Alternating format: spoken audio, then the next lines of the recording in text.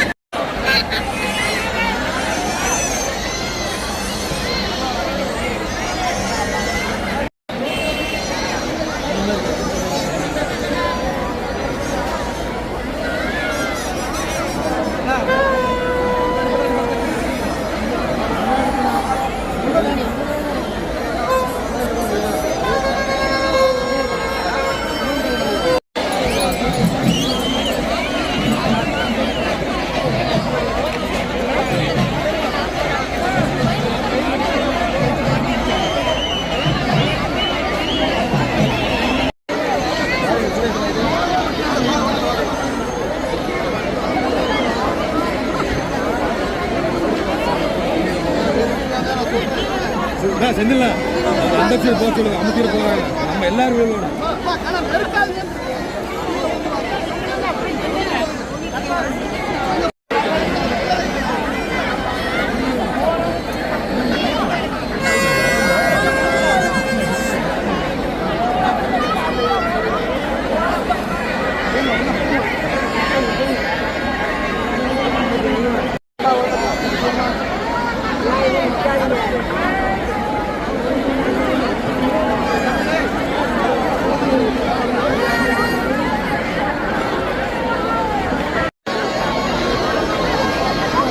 புறக்க விட்டுறாதீங்க.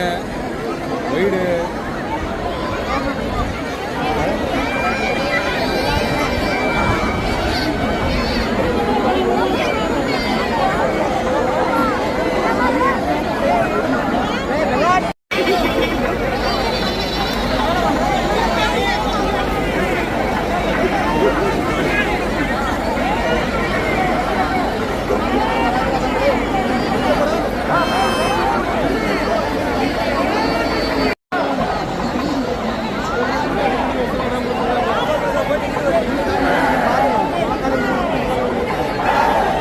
அனுப்பிச்சாச்சு செல்லு பாருங்க, செல்லு